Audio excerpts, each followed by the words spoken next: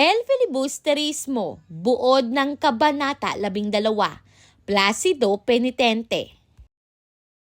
Malungkot na pumasok si Placido Penitente sa Universidad ng Santo Tomas. Matagal na niyang gustong tumigil sa pag-aaral, ngunit dahil sa pakiusap ng kanyang ina, ipinagpatuloy niya ang huling taon.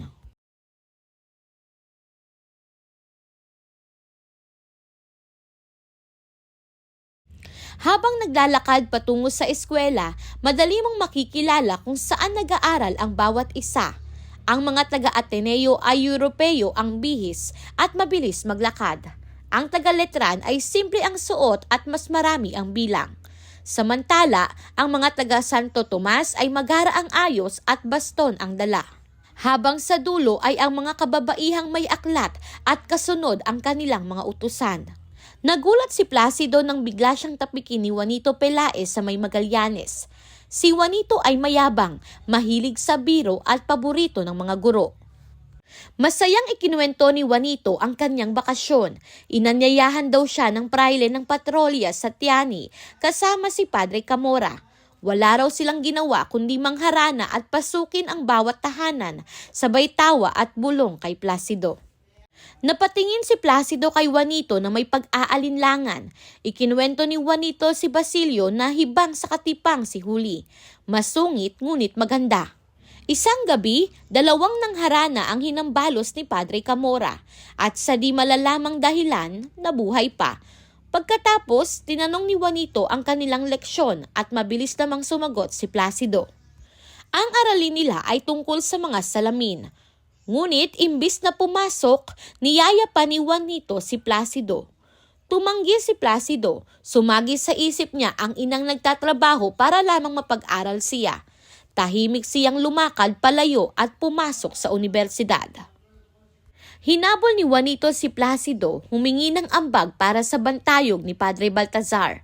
Para matapos ang pangungulit, nagbigay na si Placido kahit alam niyang makakatulong ang abuloy para makapasa.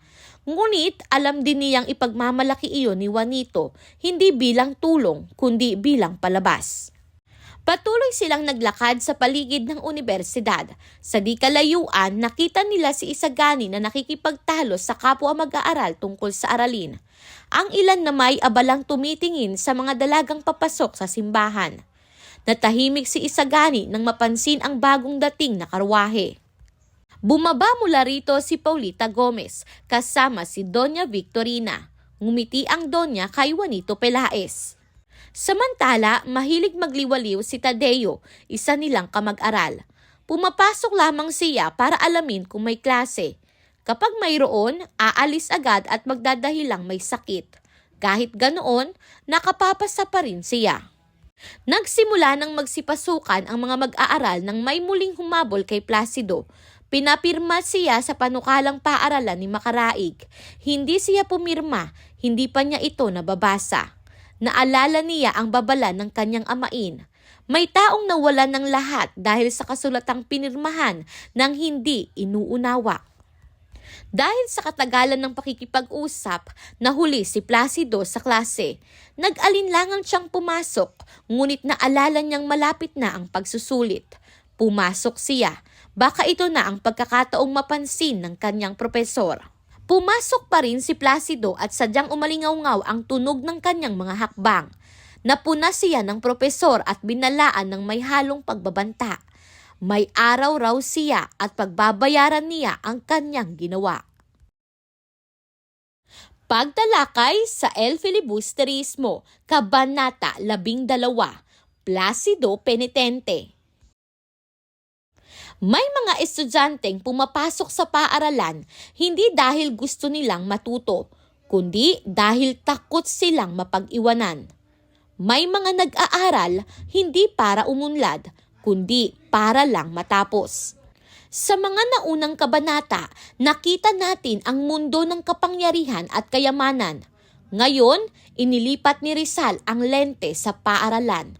Hindi na baril ang paksa, hindi na alahas, kundi isip ng kabataan. Sentral na ideya ng kabanata, Ipinapakita ni Rizal na kapag mali ang sistema ng edukasyon, ang unang nasasaktan ay ang kabataan. Ang tagpuan ay lansangan papasok sa unibersidad. May mga estudyanteng nagmamadali, may nag-uusap, may nagmamasid. Pero sa gitna nito, may isang lalaking mabigat ang hakbang, si Placido. Hindi siya pagod sa lakad, pagod siya sa paaralan. Ang paaralan dito ay hindi ligtas na lugar ng tanong. Ito ay lugar ng takot, lugar ng panghuhusga, lugar ng utos. Ang tagpuan ay larawan ng lipunang hindi nakikinig sa kabataan. Pinag-uusapan ang pag-aaral pero hindi kaalaman ang sentro kundi hirap. Pinag-uusapan ang klase pero hindi pagkatuto ang nangingibabaw kundi parusa at pananakot. Paulit-ulit ang problema. Ang mag-aaral ay gustong umunawa, ang sistema ay gustong sumunod lang siya. Hindi aksidente ang hirap ni Placido. Ito ay bunga ng sistemang hindi nagmalasakit sa estudyante. Isa-isahin natin ang mga tauhan bilang larawan ng lipunan. Una, Placido penitente. Kinakatawan niya ang estudyanteng matalino ngunit pagod. Wala siyang kapangyarihan. Ang limitasyon niya, kailangan niyang sumunod kahit mali ang sistema. Pangalawa, si Juanito Pelaez. Kinakatawan niya ang estudyanteng may koneksyon, nakakalusot. Ang limitasyon niya, hindi niya kailangang maghirap para pumasa. Pangatlo, ang propesor. Kinakatawan ang otoridad sa paaralan. Hawak niya ang grado. Hindi niya iniintindi ang sitwasyon ng estudyante. Sa sistema, ang may koneksyon ang napapaboran, ang marunong ang napapagod, at ang mahirap ang laging talo. Sa kabanatang ito, malinaw ang tinutuligsa ni Rizal. Tinutuligsa ni Rizal ang edukasyong nagpaparusa sa nag-iisip.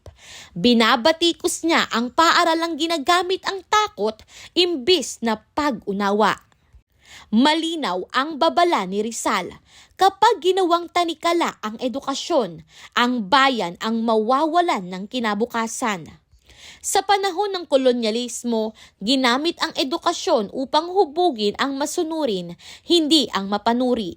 Ginamit ang relihiyon upang manahimik ang mag-aaral. Ginamit ang takot upang huwag magtanong. Hindi lang lupa ang kinulinisa, pati ang isip. Ang kabanata ay salamin ng kolonyal na kontrol sa pag-iisip. Sa puntong ito, tanungin ang iyong sarili. May mga desisyon bang ginagawa sa paaralan na pabor sa iilan pero pabigat sa karamihan? May mga patakaran bang pinaiiral hindi para sa pagkatuto kundi para sa kontrol? May mga utos bang tinatawag na disiplina kahit malinaw na hindi makatarungan? Kung ang sagot ay oo, buhay pa rin ang mensahe ng El Filibusterismo. Kung takot ang pumipigil sa atin na magtanong, gaano nga ba tayo kalaya kung ang isip natin ang unang sumuko?